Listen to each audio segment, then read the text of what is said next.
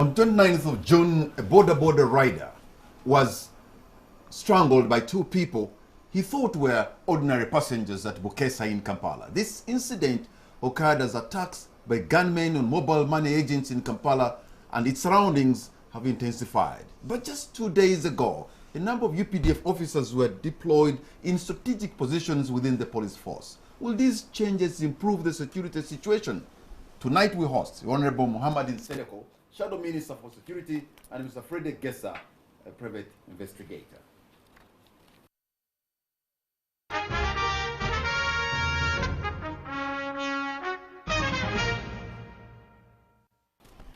Mr. David Egesa and Honorable Muhammad Nsereko, thank you very much for honoring our invitation. A warm welcome to both of you. Thank you so much. Pleasure. Let me begin with you, Honorable Muhammad Nsereko. What we have seen lately in different parts of the city is that the thugs and their assailants are becoming more bold, are so daring, I should even say they are so arrogant. Because they kill with a degree of impunity. Sometimes they even close traffic, like the case of Nansana, destroy, kill, and move away. What is going on? First of all, I would like to add my voices to those of the many to express our disappointment of the level and rate of insecurity, not only in our city, but also countrywide. But to also send our condolences to the families who lost their beloved ones in such tragic attacks. Someone wakes up to go in the morning and work, and only news to come back to their families that they cannot be there, or they are not available, or they are dead, or they have passed on, or they are injured. So for those that are injured, we have in our prayers, and we hope and pray that God gives you a much better life after that. But definitely, like you just said it, everyone in the country is quite disappointed with what is going on. The only benefit I can say out of this is what are the lessons learned by all of us as a result of these mishaps or breaches in security in our country. So breaches in security, is this there's a breach? Because we have seen things go berserk from quite way back. Because in the past, they would threaten to kill. They will make good of their promise. I can give you an example of the late Muhammad Kirumira. I can give you an example of the Muslim clerics. And we have seen criminality rising its ugly head to a level whereby they say we're going to do A, B, C, D, then they do it. How can criminals be able to deliver, make good on their promise of the criminal intention, Mr. Gessa, yet we have more assets now, we have more boots on the ground, LODUs and the cameras and everything? We are supposed to be better than this. Is it a problem of the personnel? Good evening, viewers. Of course, when we're assessing security, we look at the impact, we look at the abilities of the criminals, and then we look at the way, the counter the government puts up. When you look at whatever is being done, of course, Uganda, we cannot say that we are seriously bad off as far as crime is concerned. We have countries like Nigeria and several other countries. But our biggest problem is we do not seem to focus our planning until a situation that will bring about solutions. We have enough, the budget is big enough now, plus we have all the personnel. I'm saying everything has been put in place. The only thing lacking is the designs we try to come up with. It's like we have not bothered to think tank. You know, criminals in Uganda are not complex. They're not complicated at all. It is only that the powers that are have not come up to accept consultations, to accept situations of brainstorming and planning. So in this situation, you find that we will have all the personnel there is, we'll have all the guns there, we'll have everything, but we may fail to hit the target just because the packaging of the security programs, the domestic security programs, is wrong. You are a private investigator, but before that, you worked in the police force as a police officer, and many have talked about the disbandment of the special forces. That affected the Uganda police and the investigative arm so big. So how did you do the work then as a police force with the special branch, that perhaps this is what is, that's the missing link, special branch? Special branch had the duty to look at. In fact, it was it was the CID of the police. It was the CID investigating the police, because the first person you have to investigate is the person delivering security, the person planning security, the person implementing security. If you allow him to go undetected, if nobody counters what he does, then he himself may turn out to be a security problem. So the special branch had the duty to counter every act of a police person and make him accountable for every act. For example, if I was a DPC of an area and I buy a Benz, they would bother to understand, they will have an answer why, how, and how I got the money to buy a Benz. Maybe my family is financially stable, maybe I've stolen the money, or things like, or you have invested. I've invested, and maybe I've I can come up with such a product. Now, here is a situation where the security, especially the police, is not countered. So there is that big temptation. Police has two things. One, there's a situation that they are not very sure of their jobs tomorrow. Secondly, there's that situation that they are poorly paid. Thirdly, there is that mind that nobody sees what we do. Okay, but Honorable Muhammad Nsereko, to secure a place, you have to work with the people. I remember the former IGP had brought something called community policing. Is there a lack of understanding between the police force or the security agencies to work with the people so that they can give them intelligence? Because they can imagine intelligence is key if you're going to nip criminality in the bud. Yes, I cannot agree with you more. And the basic unit of security is personal security. Then from you as a person, you integrate what we call the neighborhood watch, community security, and then that goes to the countrywide security. Now, what we have in this instance, what I would call a breach, I think there is a lapse in intelligence gathering and surveillance. When there is a lapse in intelligence gathering and surveillance, then there is a big problem. If Uganda can invest more money in intelligence gathering, then surveillance of criminals. But how do you gather intelligence? You must start from the grassroots.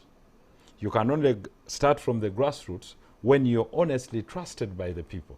Now, the moment the security apparatus attaches itself from the people, when there is mistrust, if I report this person to the police, won't I have a clashback on me? Are there any people in the police that are dealing with the criminals directly? Then when there is a gap between those that have to report to the police and the police officers, then that is a big problem.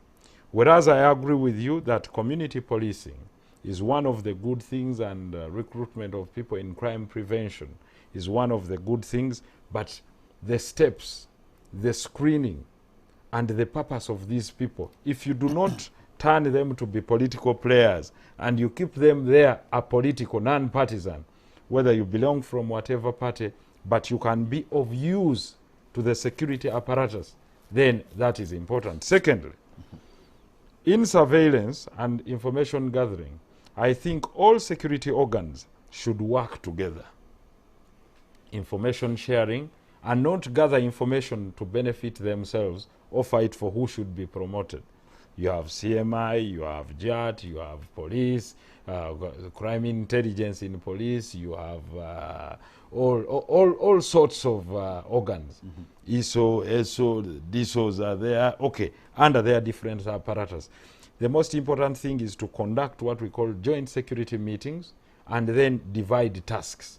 If they do that, then you need less boots on the ground with the introduction of the cameras. If the cameras had been well spread out, and if there is public lighting, you see, we don't even have lights. You would see that even where they were, there was struggle to identify who those persons are. There is modern technology with cameras that have face recognition. But how do you do face recognition if you've not collected biodata of people correctly? I know it takes time, and it's one step at the time. We are embracing technology from our rudimentary methods of gathering intelligence and, of course, curbing crime. You are a shadow minister for security. You are a member of parliament. In fact, You are a member of parliament for Kampala Central, right here where we are. True. And this is where all the action happens. And this is where the leaders, the managers of our country sit. And when you're appropriating funds as a parliament, you also have a role to find out what is this money doing. That's You have given them more money, they have more boots on the ground, they have more assets, and yet we see that criminals are becoming more bold. I'm actually using a word, more arrogant, because they can stand during the day and kill and destroy and move on. Parliament should be asking questions. And we've done that. We've done that through our different interactions with government. On the other side, through the Prime Minister's questions and through different motions that have been presented from the side of the opposition. And of course, we demand answers, because not only are we there to represent the people, but we are also there to see to it that all people are protected and their property. But all said and done, the responsibility is with those that we entrust with these funds to protect the people who are in government, to come back with the right answers. We can only be contributors. In other countries, they share this intelligence and information about security with even people on the shadow or in the opposition. For example, in Britain, in the United States of America, even when President Trump intended to launch an attack against Iran, he invited even people from the Congress and the Senate to be part, the Democrats, to first brief them and then tell them what would happen, because it was an issue that would involve the American taxpayers' money, and it would involve the movement of a nation and its security apparatus to wage war or attack another country. To the contrary, in Uganda, security is a preserve for those that are in office. For us, we only see what we see when we come to Parliament. David Egesa, you as a private investigator and a former police officer, I want to know, probably from you, you can enlighten us, because we see as if the criminals are now more skilled, because if they can do what they can do, does that tell us maybe crime has evolved so much that those involved have the skill, they know how to use the weapons, they know how to deploy themselves, they know how to go to a place, and they even plan their exit and their entry plans and then move away. Are criminals becoming more sophisticated? No, I'll just give a simple example of rats. If rats believe that the house is without an attendant, they will have the day running around. So I think it's like security. This is it now? Criminals are smelling that kind of the space. They are smelling the intelligence space. They are smelling the intelligence vacuum. So they literally know how, to a certain extent, by the way, criminals engage intelligence. Criminals gather intelligence. Criminals even kind of infiltrate security. That's normal. I'm not saying that our security is corrupt, no. It is very normal, but security should be beyond and over. The chief executive of this country, the president of the country, told the former IGP that the police had been infiltrated. So it's public knowledge. In fact, crime is almost like a force. Like I've always said, that it's a monster. It creates its own, it has feelers. If it is not fumigated, if it is not pushed around, then it gains stature, it gains muscle, and then you see what you are seeing. The situation is because there is that kind of space where we have not even bothered to deal with the slightest of crimes, like bag snatching in cities, breaking off items, mirrors from vehicles. So crime here is developing and becoming stronger. Let me tell the Honourable Member of Parliament for Kampala Central that taking away the mirrors is not like because you have parked your car there and you find when they have vandalized it. People have reached a point, if you are driving around the city, they will take the mirror off even when you are there. Like it happened to a lady there. That's true. They will take off a wheel cover when you are even looking. One lady tried to stop when somebody was taking a wheel cover off, and she was honing from behind. The man just walked with a huge stone towards her window and said, "Should I smash yours? Why are you getting into my business?" That kind of impunity, Honorable Muhammad, in the city where you represent us, is scary. And of course it's scary to everyone, including tourists. But I can tell you there is one solution. And I've undertaken to write about this, and I'll tell you about this. It's very simple. One, in order to break this cycle of this petty theft, there is only one solution, like they did it in Rwanda, and I told everyone, arrest everyone buying stolen property. It is the end user of what is stolen. Put it this way, I'll say, That- arrest everybody who cannot account. For what? But you see, if you start from this issue of petty theft of Phones and vandalizing cars and this, it's only one simple thing. Don't even wait for the criminal. The one financing the ability of the criminal to execute their duty is the one that buys it. For as long as you close down the chain of supply by saying, Demand. I walk the chain of the demand and say, I am here at your shop, Mr. Kamara. How did you get this phone? And then it's stringent that you have strict liability, that if you cannot account for how you imported this phone or you bought it second hand with the receipt and from the person who you bought it with their national ID, you're strictly liable and the penalty is stringent. Why is it that we don't see crimes of theft in Mecca, in areas like Mecca? Because I've been there. It is by law that you don't pick. Even if it's me, I've been moving with you and I drop money, don't pick. The moment you pick it, it's strict liability that you're a thief and your hand will go. And they don't even have that long process. They will tell. That's why when you're going for prayers in Mecca, you find a gold shop open. And everyone will go and perform prayers and the money is there and no one has touched it. Because everyone knows that the punishment for that theft is so stringent. Therefore, if we can start with that by knowing that if you grab a chain, we only walk to you and we make, for example, we can make what we call sting operations, whereby you grab a phone and you take it to someone, you need to buy it. Oh, yes, I do. I buy these phones. Then you pick him up. Then he'll tell you the chain of those that bring them. And before you know, you'll get the whole racket. And you'll not have that. Back in the day, that's what he has said. Is there the will or there is a vacuum? But back in the day, Mr. Gesa, you remember, we had something called Operation Wembley that was headed by Brigadier Kayanja. Well, he was criticized, but I think in a way it gave us some kind of lull. Some criminals were picked, criminals were punished, probably even innocent people were affected in the way. Should we go back the Operation Wembley style? I wouldn't recommend that kind of operation. Of course, it was relevant at that time. Wembley did what they did, and they succeeded, and I'm sure they still have a very, they are still applauded for what they did. But at the same time, we should move into a stage of advancement as far as gathering intelligence is concerned and working on it. Do we have capacity to go down the drain, pick all the intelligence we have? Do you have the minds? Do you have the personnel that can process intelligence to the extent that now they come up with a product of who to prosecute? Do you have intelligence to follow ex-convicts? You know, there is so much that we're not doing. In fact, so many criminals, so many people go to Luzira. In the process, they learn they kind of, because they are having a common kind of pain. So, but you know, sometimes when you tell me, when you say that you doubt whether we have intelligence of, we have JAT, we have CMI, we have ISO, we have ESO, we have so many, we have so many. We are yet to understand what is domestic intelligence and national intelligence. If it is national intelligence, that's why we're not being bombed. We are the best. We are very good in East Africa. But domestic intelligence is completely lacking. How do we build it, Mr. Shadow Minister? One, by first of all, defining what we all want as a team and having trust in one another, knowing that crime evolves. Even the criminals keep changing tactics.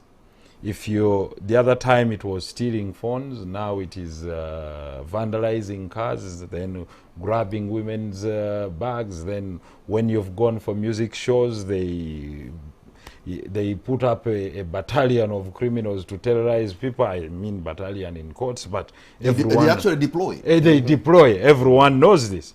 But what we can do is, if we all have the will to say, come on, when you know that this guy is a criminal, disclose them. And then, like Mr. Egesa has said, Wembley was there about 15 years ago. Most of the hardcore criminals were given sentences up to about 12, 13 years. Now they are back into society. Now, the ex-convict who follows up on them, where do we have the profiling and the surveillance of those that have been convicts, then where do we have the biodata? I mean, if you go in as a criminal, where do they pick your fingerprints, store them, and then your face recognition, and then do the surveillance on you? Who are you meeting after your sentence? Who are you coaching? Because when people go to prison, we have these petty criminals that have light sentences of about 3 years, go and mix with hardcore criminals, and now these ones are the ones that tell them, you know what, my gun was here, we were doing this. Now, coupled with the issue of porous borders that we have and crimes around us, I mean, and conflicts around us, South Sudan, Somalia nearby, the Turkana and Pokot. Yes, the UPDF has done some good work in order to stop proliferation of arms. But, I mean, we are surrounded with the porous borders from the DRC and others. You can have arms coming in, and who accounts for all the arms that are in the hands of private citizens? With this surge of refugees and others, of course, you'll have some crime. But also, I have to also commend the security forces that in the spate of the last 9 months, there was high crime rate. It's a little bit reducing, but we need them to do more because we've given them more funds, for example, to deploy security cameras. But this was my argument when we were in Parliament, that yes, we've given you $109 million that you're going to borrow from Standard Chartered and put up cameras, but we don't have public lighting. And there was a company that wanted to provide a hybrid where you have a street pole that has public light fitted with a camera that has 360 degrees, and on it there is an internet hotspot, and the power that comes from it on solar can be remitted back to the grid. So you have light, you have the cameras. That's what we call the new and modern living pole. But apparently you're procuring money to buy a pole for only a camera, and you don't have the lights. In the night, it cannot recognize anyone. With no light, the camera won't work. And a difference of just about $10 million would have given us 40,000 poles fitted with cameras, with lights, all right, and then with internet hotspot carriers, plus excess power that is harnessed from each pole is given back to the national grid, making power cheaper. So in the future, these are the solutions we should discuss as a team and see to it that, yes, we can improve surveillance, but we also have to improve visibility, not only in the city, but also up country. Mr. Gesa, it appears because of the proliferation of guns and light weapons in our region, it appears there are so many guns, legal guns in the public. And yet I remember the president was ordering maybe the fingerprinting. Has the fingerprinting helped to make sure that guns that are known to be officially, maybe with the police or the army and individuals, cannot be used by criminals? Maybe I wanted to chip in something very small about special branch. In our own times, special branch could even, someone could possibly informally be charged. He stays in Luzira. He's there. His work is to gather intelligence and know who goes where. Now, in every area, there was a special branch officer. He would know that now Kamara has been released, he has gone to Kibulala. So he informs the person there, and he keeps on checking on you. Even if ISO came up, like a DISO comes up and says, oh, welcome back, Mr. Sereko from Rosita, how are you? Then he checks on him 3 months. There is a way, such thing, Yes. We're talking about controlling crime, but maybe we have not bothered to see how it is incubated and how it comes up. Going to the issue of guns, no country, very, very few countries have to a certain extent performed on controlling the flow of guns. What is much more important is the intelligence. A gun is a threat to even the holder, whether it is in good hands or it is in bad hands. But what we are saying is, as long as you enhance good intelligence, good domestic intelligence, I wonder if the public will ever understand me about when I talk about domestic intelligence vis-a-vis external intelligence.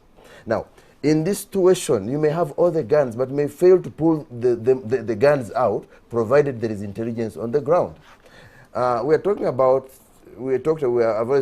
the Ujamaa intelligence, where the public is involved in their own security, where the public is encouraged to secure their own areas, where people in particular areas... There are some spots in Kampala where some villages where people have come together and they're doing their own community policing and they're vigilant. They have created maybe their WhatsApp group. If something happens in the night, they send each other messages, a case in Namugongo and a case in Ikireka. So there are some areas where people are vigilant. Yeah, I've always said you need one gun to protect to keep the whole of Kampala where there is good intelligence. And you need all the guns to move around and cause chaos and whatever, provided you lack intelligence. So here is a situation of domestic intelligence. You know, criminals do not work from the bush and then attack.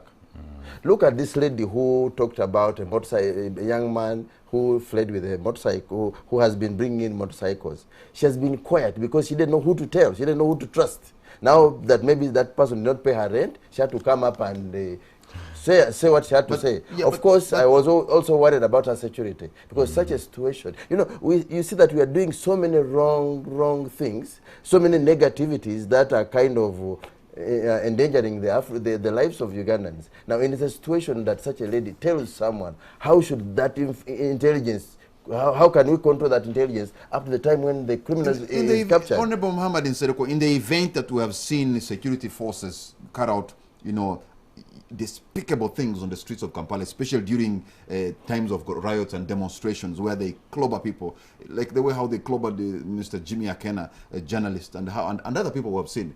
Actually, they even used some pliers and picked off flesh from people's bodies. Isn't the cooperation between Mwananchi and the security so compromised that they may not even give you information to go ahead and do what you need to do in gathering intelligence? I agree with you entirely. Now, that's what creates the danger of confidence. I mean, if you mistreat me during when I come out to express myself legally by having a peaceful demonstration, then how do I come back to you to ask you to protect me? Then that is the big problem we are all facing as a nation. And we need to go back to what he has said, to the neighborhood watch. Tell me what is in your home, I'll tell you what is in my home, up to that extent of the living room. Which guests did you have? Did you register them at the LC, the Ujamaa style in Tanzania? When you come in, everyone you will know and say, there is a Muganda here who has come in, and the whole village will know. I saw it amongst the Germans. You'll see old people, elderly people. When you come into a village, they will come and say, oh, who is that guest who has come in? How are you? They'll try to interact with you, and before you know, everyone in security will know this. So there is what we call that intelligence gathering. They don't need... We used to have something called Mayumba Kumi. They need not have physical batons and this. That is for threat. But now I'll give you this, let's say, the electronic world that we are having today. Look at the insecurity that has risen from, let's say, issues like Facebook and others. People meet there, and crimes have been reported there of burglary after meeting, rape, and other things. So there's a lot of crime than what we see in form of murder. This was just a spark of. But let's thank the private individual who had installed surveillance cameras. The only thing that we should ask that everyone, if possible, try to put surveillance cameras in your home if you can. Then that will be also, of course, we pray that government comes up and finishes its job of installation of other security cameras all over all major access roads so that we can share this intelligence. You remember the other story that came out of the individual who had installed a camera in a home, and the maid was jumping on the kid. Yes. So at least that person had taken an initiative to secure their home.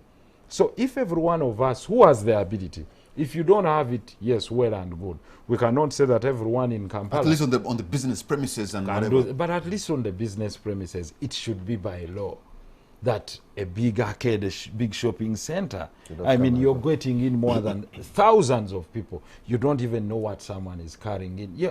At that level, someone can give you intelligence. But also these, I mean, these machines, the electronic machines. Yeah. Now in Kenya, I've seen it at every mall, at every arcade. At least they are trying, because of the threat that they have. So there's this thing that I see, gentlemen, Mr. Gesa, that Kampala's biggest selling point has always been that it's a secure city, that you, for people who want to go and drink, you can go and drink anywhere, go and dance and move and walk and go home.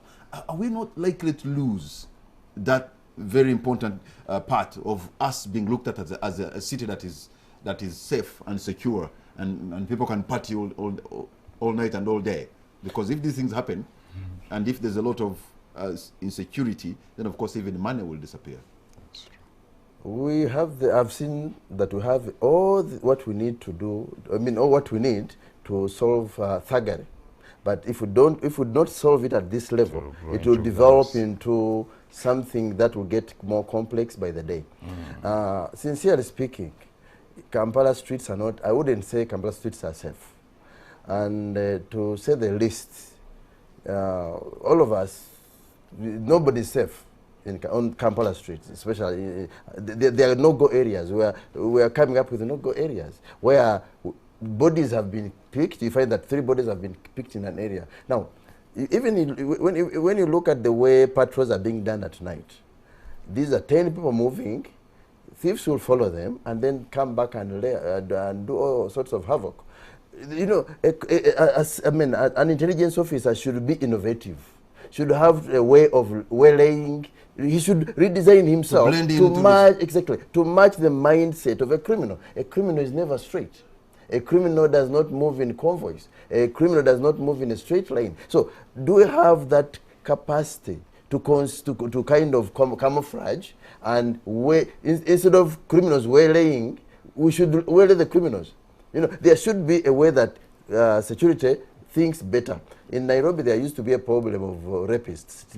It became a very big problem. Then they established what they used to call the butterfly squad. These were girls and men who looked almost like girls.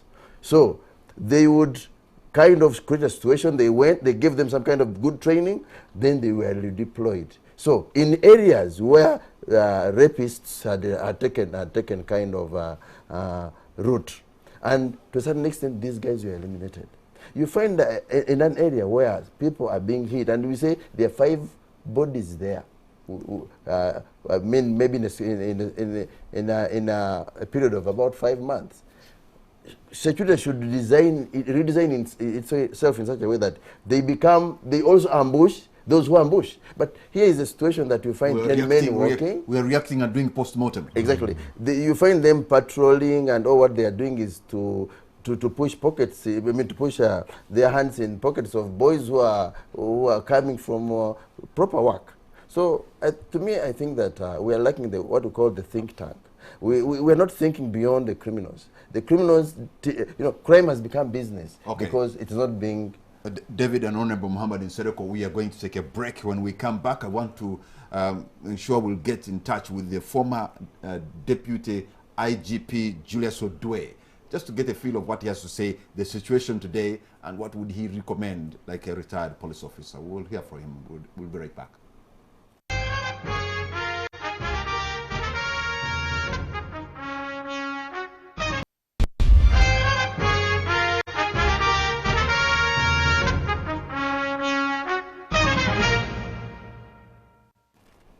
Welcome back. You're watching On the Spot. My name is Patrick Amara. My guests tonight are Mr. David Egesa, a former police officer and a private investigator, Honorable Muhammad Nsereko, who is a member of parliament and shadow minister for security. We have online Mr. Julius Odwe, who is a former deputy IGP.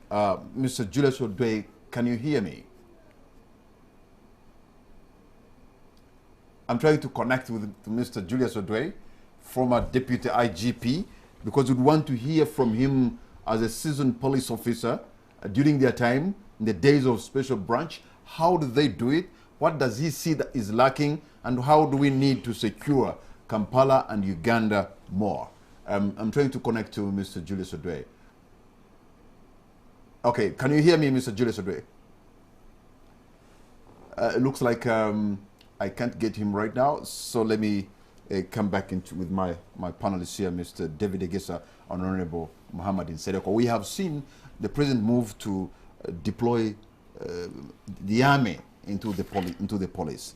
What is likely to be the advantage, of the pros and cons of having the military into the police force?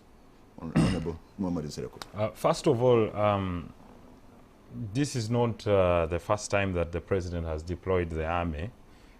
First of all, to do a work of cleanup, but also to bring competence in the police force. It has its pros and cons. First, it was General Katumba Wamala, then General Kale Kaihura, then the deputy IGP at the moment is also from the former commander of the military police, but also several other officers. Of course, he's mandated to do so as the commander-in-chief, to deploy his troops wherever he has to. However, what the public asks for is accountability. What Mr. Egesa asks for is whosoever is deployed to take up that responsibility is to perform the way they should perform, or what they are paid for to perform. But what you're seeing today is, if they say that they are securing the people, which indeed is, okay, yes, fairly true. Look at the convoys that they are driving, a few of them. Every single person, nearly every minister has a car following them. Yes, it's there to protect them and it's in good faith. But that is a very good indication to the simple person that if you don't build yourself a perimeter wall, you also won't be secure. You've been seeing videos of people riding on Boda Bodas and waylaying people as they are entering their gates. This is a huge problem. So when you say we've deployed over 6,000 LDUs, like Mr. Egesa has said, how dynamic can we be? Will you use this movement of Musururu Moja the other time? You saw in Rwanda that after every 300 meters, there is an officer from a different force. Army, alternate police, then this, then that. They are deployed from 6 p.m. So a thief cannot steal from here and is not netted in a few meters. But when you move like a snake, this snake method, the only thing they do is to send one to move behind you and they move the other side, terrorize the other side. Now, tactically, if we are speaking together, these would be the issues. One, with the increase in drug abuse, then there is a big problem. It will create gangs, and the gangs are there in the city. You remember when Sobi was telling everyone here on NTV of what goes on in the city. Gangs have their own commanders and their own godfathers. So that shows there is infiltration. Good enough, it has not been foreign. If it's foreign, then it has been curbed. But if it's internal, like you've said, a mere deployment, a change of uniforms of the army and the police, yes, they get similar training, but what we need to be most important is not where it has been deployed. For example, in the Human Resource Department. But where do we need them most? In intelligence. Gathering intelligence, doing surveillance. But as far as we've been concerned, on every patrol you're seeing, there is both the military and the police. So clearly, this is only raising ranks of people to occupy offices, but at every station, there is the military and the police. So both are already infused. They have been working together. They have been working together. But this is not new. What I only think is that it may demoralize the police officers. But Mr. Gessa, the Constitution gives the Commander-in-Chief leeway to deploy.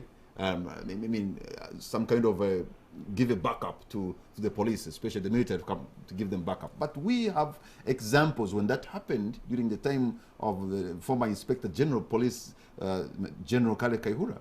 The man ended up being locked up. Allegations against him of doing things that were not expected of him to do. And it appears government or the deploying officer, who is the president in this case, somehow they burnt their fingers by putting the military there, if those allegations that are true. Yeah, thank you so much. Of course, when we look at the army, we are not talking about the institution. When it comes to situations of indiscipline and mishaps, we talk about individuals within the army.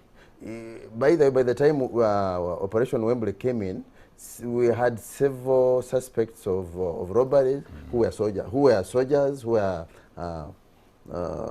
deserters, but had that military. So you needed the military man background. to deal with them. To a certain extent, I would love the military to take over the office of operations for purposes of quick reaction and dealing with hardcore kind of high-tech criminals. But when it comes to general administration, general intelligence gathering, I think the police should be much more empowered. Because the type of intelligence the army would pick may not be what... look at this situation. When the army is being trained, any soldier will tell you that they have a program where they are told to charge. Charging is almost stealing. You charge, you pick whatever, you fight when someone is down, you go back, you go in his pockets and pick the valuables and pick the guns and then go with it. The police, some kind of war booty. Exactly. It's allowed. Even David in the Bible took advantage and because he was a soldier, yes, he charged. So there is charge within the soldierly language, which is not with the police. We have to understand that police is a domestic, motherly kind of force. It's a civilian force. So in this situation, the army cannot be... I've seen a situation whereby the army wants sometimes to work in isolation when it comes to dealing with the general public. Okay, let me say this and be on record, because my producer tried to get in touch with the other people who should have been also on this table. The spokesperson of the police, Mr. Nanga, the Minister of Security, General Eli Tumwine, and also the military spokesperson, Brigadier Karimiri. So we reached all those people. Unfortunately, they could not make it here for many different reasons. But moving forward, Honorable Muhammad Nsereko, when you bring in the military, by the way, I should say the UPDF has done a fantastic job when it comes to securing Uganda, making sure our territorial integrity is not breached. Definitely. But if you bring in these men who are working on the other side, they could have done a good job there. The police, when they get demoralized, because they think, I want to reach the level of Joint Chief of Staff, which is a new job, I want maybe reach the level of Deputy IGP, it appears that those top positions are maybe a preserve of some people who are going to be brought from out. And that can cause the morale can go down. I agree with you entirely. For a career policeman who started as a cadet and or risen up from the lower ranks, I think when they see that it's a vote of no confidence in the career police officers, and they will believe at a certain stage that why do I give all my all? After all, people will be brought from the military to replace us or to be promoted. But what I can tell them that for any police officer, wherever you are, your service is for the nation. And I know there is a huge problem in facilitation, in funding, in the way you're sleeping, and it's one of the most underfunded institutions. We can do more, but the more you win confidence from the people that deal with you in the way you handle their cases, even if it's arbitration or even if it's investigation, then I know people will urge and come out to say, you know what, these police officers deserve enough. So give that human face that you are trained to have. Try to protect rights of those that whose rights have been trampled upon. Do your investigations very fast and timely. Try to prosecute crime where you can. Try to mediate where you can. But most important, work with the community. But now, in this case where we have a problem and everyone is calling upon security forces, what is left for the commander-in-chief? I know he has run out of definitely what we would call, I mean, not ideas as per se, but we can say the only thing he's left with is to deploy all these security organs to work together.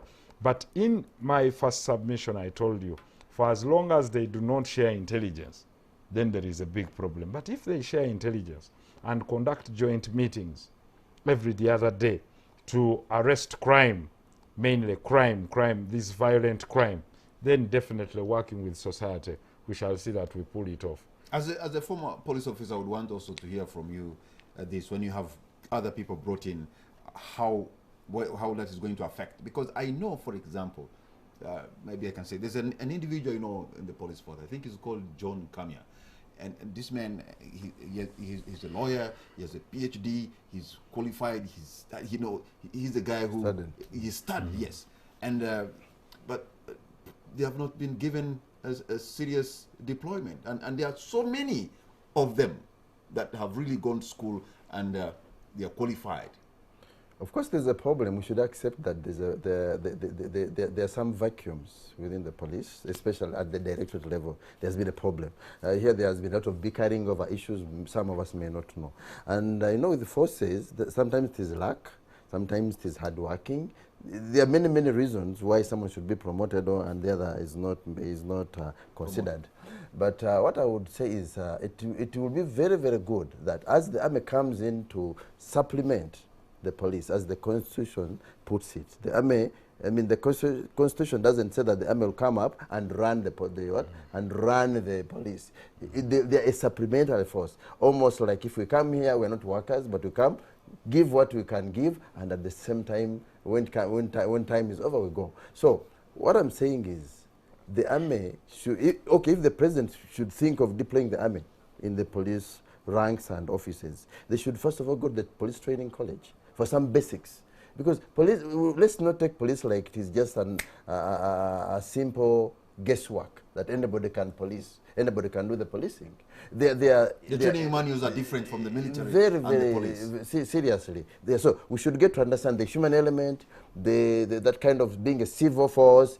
Of course, without prejudice, we should understand that we need the army to work together with the police, and we should be objective in this. But at the same time, let's try to tailor it in such a way that it fits well, instead of creating a situation of kind of contention and rejection. It should be well understood, because if a soldier, like I would sometimes maybe request the president that since police is part of the armed forces, he should deploy some policemen in the army, the other way, so that possibly we can look at that balance. So in that situation, we shouldn't look at the police as if it is like a scouting. No, policing is a profession which should be respected and preserved. Do you think there's a problem of deployment, maybe problem of the ranks that have been given? And so do you, as a shadow minister for security, think that maybe Uganda police forces is overwhelmed? No. I think they have tried to do their work, and you have to give credit where due.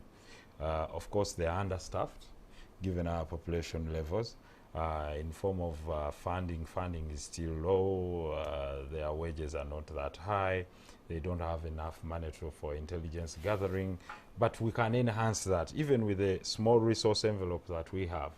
The only thing we are left with is to work with the mwananchi. Kila kazi ngumu tunayofanya na mwananchi, with the common man.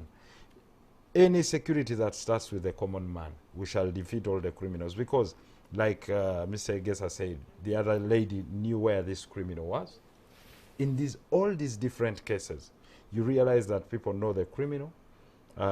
Recently, I'll talk about, without prejudice, a case that has been there. The gentleman, everyone knew his name, but they used to see him on TV falsifying his name. But when they called people to move forward, the chairman, LC1 of Kazo, came and said, but this man stays there. And he has been using false names. They move at night, he rides Boda Bodas, they have been robbing Boda Bodas, they're in this racket. But then you ask him, why haven't you been reporting to the police? And they will say, who should I report to? Then he said, to who should I report to? Then they went back to Mitiana and they said, he robbed this Boda Boda, he robbed this from this, he robbed this from this one. And he has been giving testimonies that the mom is dead and the mom is here. So who was there outside in the public who could not know all about this? So why is it that we are such a gullible public that probably someone can see someone bringing in motorbike spare parts and no one bothers? Because I'll give you an example. In the motorcycle insecurity, they rob your motorcycle now, like you saw that one yesterday. They have they cut it down into spare part and they sell it in the morning. or others get off the plates here. What they steal in Kampala, they ride it all the way to Mitiana, all the way to Mubende. It works in that area. So the cost of trading that this gentleman, they stole his car, and for some months he couldn't see it, and he looked around, he was not successful, and then later he went at a function, and he saw the car that had been pimped so much, almost beyond recognition, but then he said, "This is my car." Amazing. So the man tried to open, he had the key, tried to open with the remote, it opened, he started the engine, it started, the man just drove off. And nobody came to say, and nobody reported that the car had been lost. So, because they can take a car the other side, and then after maybe 30 minutes, you can even look at it and you won't know. If you just put another number plate and pimp it a little bit, it's gone. So for these petty crimes that are being operated in the cities, of course there are some things we are doing in Uganda that are not being done in many other countries. I mean, bars are open up to the morning, so these guys have safe havens where to hide. They're through the day, through the night. What do you expect? Okay, before we take another break, at the end of the day, when we talked about this, someone said, no, it's the life of the people, they can hang out through the day. We've been to Europe and other countries. There is no one with a license to operate a bar through the day and through the night, 24/7. You saw here in Kansanga, people walk out in the morning at 11 from a bar. That's why you see accidents all the time. Yeah. So those, whether it's people that... Even if it's not a bar, you can just walk into a shopping mall. If you whatever liquor you want to buy at 7 or 8, you'll buy it. Well, you can say some shopping malls in some countries operate 24 hours, but this is a bar. Well, it brings us the question of whether drug abuse people are in charge, whether we're in charge of our own country. For me, I think this government, for as long as you're not opposing them, you can do anything you want to do, whether you want to take drugs, whether people, now they're talking about licensing cannabis and things of this nature. So how shall we protect our society today? Okay. Leave alone these crimes. Look at the cyber crimes, cyberbullying. All other countries have curbed it now. In the UK, no one can post your picture on Facebook without your authority, because Facebook will pay. Land grabbing. Grabbing. Gentlemen, we're going to take a break. All those when we come back, I'll open the lines so that you too can be a part of this discussion. You'll see the numbers on the screen. Please pick up your phone and call us and be precise and concise so that you can have a number of people to contribute in this discussion. And when we come back, let's look into maybe the state of the economy. Is it also to blame that maybe people are so desperate? And how about drug abuse that also is becoming a serious problem almost in every town in this country? We'll be right back.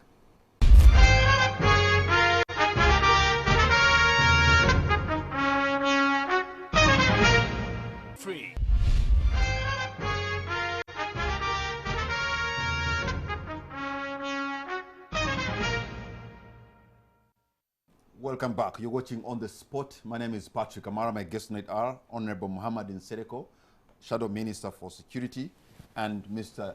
David Egesa, who is a former police officer and now a private investigator. I now understand we have the former Deputy IGP, Mr. Julius Odwe, online. Good evening, sir. Mr. Julius Odwe, can you hear me? Good evening, sir. I think I'm still having difficulty connecting to Mr. Julius Odwe, who is in Dokolo.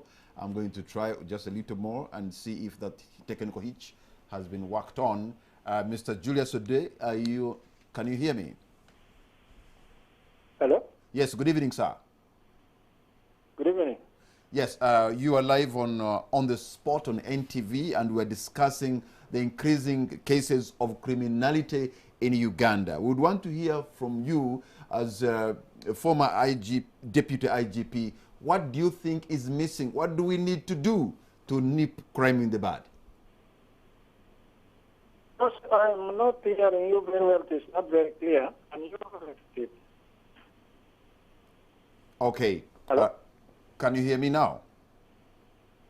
Yeah, I'm hearing, but you need to be allowed a bit. Okay, I'm going to repeat this once more. Thank you very much for joining us. I'm saying you are live on the spot on NTV, and we're discussing the rising cases of criminality in Uganda. And you, as the former deputy IGP, when you are as a retired person, when you look back, what do you think is missing in our situation now so that we can curb this, the levels of crime in our country? Well, Paul, I think that members of the Uganda police are demotivated. Let me ask, I hope your TV audio is not on. If the TV audio is on, we can't have a healthy conversation. You just have to turn it down, sir. No, I don't have a TV in the village. All right. Okay. All right. Now you're better. Yes. You're clearer now. All right. Go ahead. Yeah, I'm saying one problem is the police. Okay. Senior members of the police appear to have been demotivated. They are demotivated, but that they have not been very positive in promoting what is going on in the police. And some of them appear to have lost interest. And they have not been critical of challenges which are there. But also some of them have compromised what is required of them. So you're saying they have been demotivated, they have lost interest, and some of them are compromised? I think so. So in this... And that's the basis of the problem. And what do you think is going to be the impact of deploying the military into the high positions of authority in the police force? That will not make a solution to the police problems. Deploying senior military officers, these people are professionals in a different area of responsibility. They are not professionals in law enforcement. They could be professionals in security. So what they are coming there to do is nothing. They will be coming like visitors in somebody's home. So when your house is busy in the back, don't expect the visitor to be the one to work on it. And the visitor will not do anything. I have heard... So they brought Kaiwara. He did not do anything much. I've heard many people say that the disbandment of the special branch was a very it caused a negative impact on the force. But tell us about that special branch that many people say was like the engine of police intelligence gathering and was doing a good job. Now that we don't have it, that's why we have issues. Yes, of course. You know, special branch was established around 1912. Okay. 1912, it is an institution which has it was able to withstand all challenges possible. Colonial time, later on, developed post-colonial time. And they did a lot of work to help both the police and other security organs achieve the required intelligence. But unfortunately, some people came and said that they don't need it anymore. But and compare that position with the one of Kenya. When Jomo Kenyatta came to power, he found special branch. And when he talked to them, he said, you people, you are very hard working. The British are now gone. I want you to work for me. And that's how special branch of Kenya was retained, and they still have a very effective intelligence system there. Okay. For us, when it was gone, and problems started in Uganda. Mr. Julius Odwe, my last question to you is that I want your assessment, because now the police has a bigger budget. I think they have more assets, including the technology that they are using, and they have more boots on the ground with the help of the auxiliary force, I should call the LDU with them. That seems not to have translated into something good on the ground. Yeah, I think the government in power has got to trust the people as well as the police. And if the police has weakness, they have got to review the police. They have got to evaluate, and then they come with solutions. But they're not coming crossing the line. Today, I want to put a CCTV. Tomorrow, I want to put 10,000 crime preventers. Today, I want to put senior officers. That will not be the solution. this is a public institution. It is not for an individual. And as long as the citizens will not trust the police, all that is being done will be nothing. And I believe the citizens have got a very low trust now, even in what is going on, leave alone what the government is interested in. When Sir Robert Peel of UK wanted to introduce professionalism in the British police in 1829, he did a lot of things, including introducing the law and policies and principles. But today, what is coming up, do not carry any law, do not carry any principles, no ideas. And that's where we go wrong. And nobody will blame the police, but blame the government. All right. Thank you very much, Mr. Julius Odwe, former Deputy IGP, for giving us your time. We appreciate your insights on the matter. And thank you very much. We are honored that you got time to speak to us and contribute and add value to our discussion tonight. That was Mr. Julius Odwe, former Deputy IGP. And before we went to break, I just wanted to know, I'll be also opening the line so that Ugandans who are watching can also give their views on this very topic. The issue of the economy, but the issue of drug abuse. Honorable Muhammad Nsereko, you represent us, because even us here, we're in Kampala Central. You represent us in Parliament. But you go in some of those places in downtown, drug problem is a serious problem. And it starts with people, indulging in drugs. Before you know it, it gets into criminality. How do we stop drug abuse? Now, first of all, it all starts from protection of the family unit. What is taught at family level matters a lot. 2, keeping children in school. 3, having strong laws against those that do carry out trade and proliferation of drugs. So, if you cure so that, you think the Uganda, one Chinese guy told me, imagine we are 1 billion. If we are hit by drug scandals here, would you have this China you're talking about? So, all countries have made it hard for people to access drugs. They know people want to use these drugs, but they have made it very hard. Stringent punishments against those that move, sell, and those that take drugs. Then those that have gone through probably that process are taken to rehabilitation centers and brought back. The rehabilitation in the private rehabilitation center, it's extremely expensive. I know, rehabs, because somebody have to pay about 200,000 a day, and you need to be there maybe 2 months. And if we can teach people the cost of using drugs at the end of the day, also educating people, talking to the youngsters about it, that do not indulge in drug abuse, because then what? It creates idle minds, it creates addiction. Before that, they are recruited in rackets and gangs, and before that, they are going to terrorize everyone on the village. Therefore, what am I trying to say?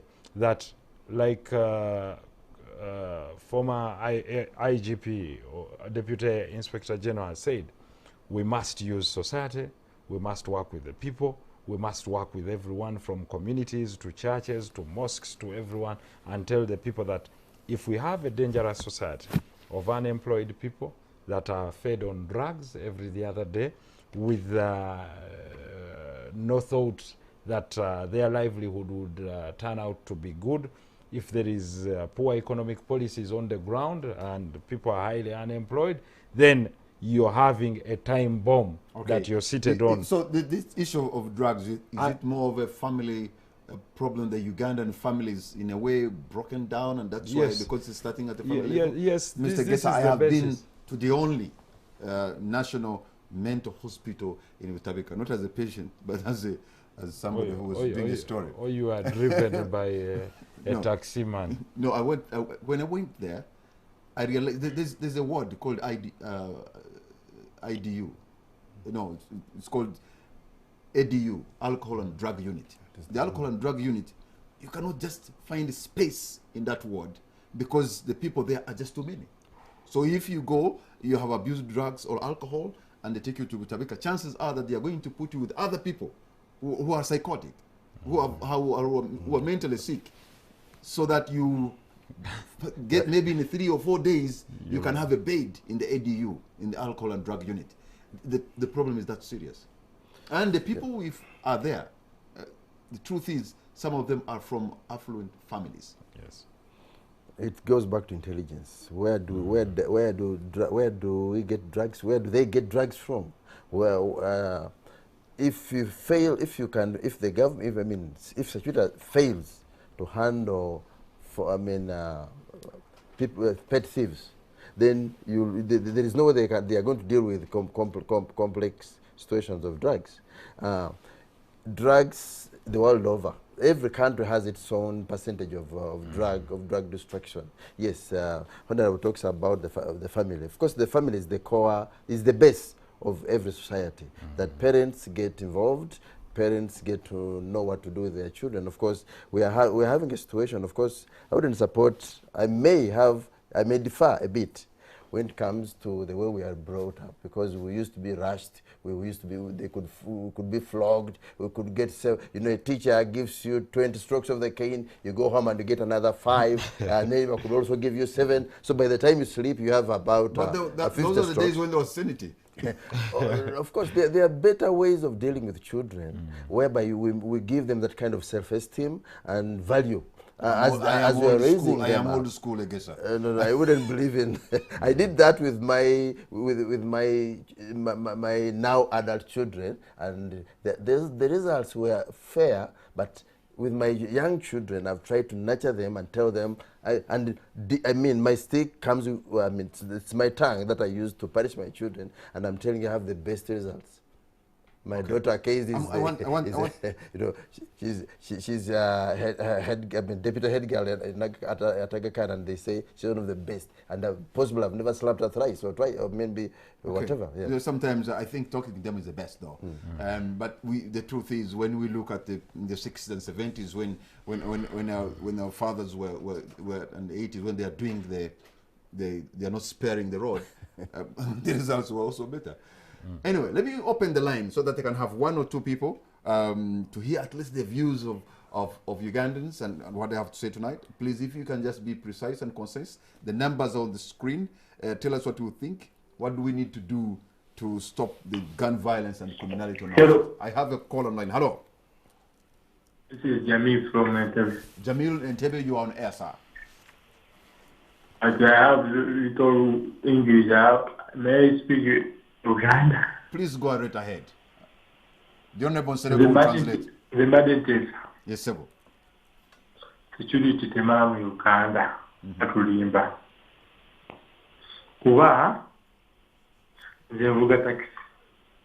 Sawa zino zino. Mbali nakajjamu omusaabaze bw'endwala ku luguudo olupya Empala. Obuko ofuma obweru ng'olaba abamulinzi baagalamu banaakaabalaawogala. Alumunyambe bagala at that time muvuga tumunyambe muvuga abagala mukuba ne badduka netumubuuza wamukola kinagamba nze sibamanyi nze nkola byange kusaawa yennyini nange nze nentyadde ewaka juzi omuntu yayingira mu kyaki ekatabi n'atema faaza ng'asabisa Okay. Can you imagine? This is a taxi driver and going on the new highway. When a passenger, got out, people were grabbing the passenger and trying to beat that very passenger. And somebody also attacked the church and was trying to harm the priest in the church. That's the story of a gentleman in Entebbe who's a taxi driver and has witnessed a high level of criminality in that area. I'll pick 1 or more, 2 or 3 callers, and then I'll have my panelists conclude. I have a call online. Hello. Hello? Okay. You can call later. Meanwhile, I have a call online. Hello? All right. Honorable Muhammad Nsereko, you've had the testimony of a driver, a taxi driver, and for sure they see a lot because they're the ones who are moving the city and moving the country. What's going to be your concluding remark, Mr. Let me begin with you, Mr. David Egesa, and then the Honorable MP. What I would like to say here is that, of course, we as the maybe the elders, we appreciate the president's effort. We can see that he's trying to put in his all to secure this country. But I still believe that maybe he should create a kind of a think tank where people think out several of these programs, especially like the LDU situation. Of course, the camera is okay, but at the same time, there are some preliminary programs like the Ujamau intelligence we talk about, know your neighbor, which can do better in kind of gathering intelligence so that it's well processed, and crime can be dealt with where there is all good intelligence, and crime will be a problem. I mean, security will be a problem where there is no intelligence at all. Even if you have the guns. Yes. Okay, Honorable Muhammad Nsereko, your concluding remark. Just like I told you in the beginning, that we need to work together, and we need to create trust between the people and the security organs, so that we start from village and house unit, neighborhood watches. Let's create WhatsApp groups in the villages, but purposely to post what crime has taken part, then jointly, together as a team, embracing technology, appreciating technology for purposes of solving the security challenges that we have.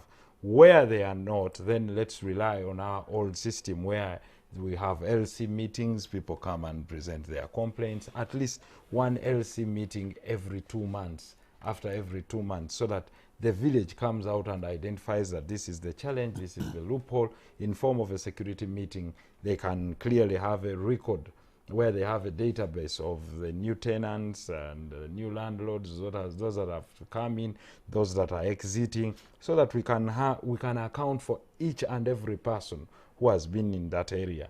At the extreme, after deployment, the LDUs, like we are saying, for a quick response, in areas where there are no cameras, let us try to deploy what we call the alternate deployment.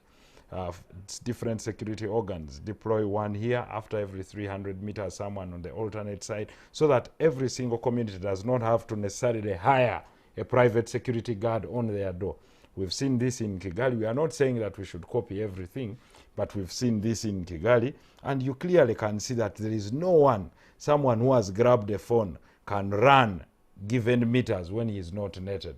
At least at every corner, there is someone. So, with even including those in plain clothes and backed up by the cameras, I think we can curb this petty theft. Then on the side of the demand and supply chain of stolen items, let's go and make it hard for someone to purchase and own anything stolen. We shall have broken the chain, the market chain, and definitely we shall slowly start curbing down on this insecurity. Thank you very much, Shadow Minister for Security and Member of Parliament, Honorable Muhammad Nsereko. Thank you very much, Mr. Frederick Gesser, who's a private investigator. Gentlemen, we appreciate your insights on the matter, and we thank all of those who have been a part of this discussion. I know you've been sending messages on our different platforms, and we also thank the former Deputy IGP, Mr. Julius Ode, for his contribution. I know for sure that the men in uniform have tried their best to keep Uganda safe and also keep our territorial integrity. Probably we ask for them to do more. And also, let us ask ourselves to do more. Let us do neighborhood watch. And if possible, try to be your sister or your brother's keeper. Good night, and God bless Uganda.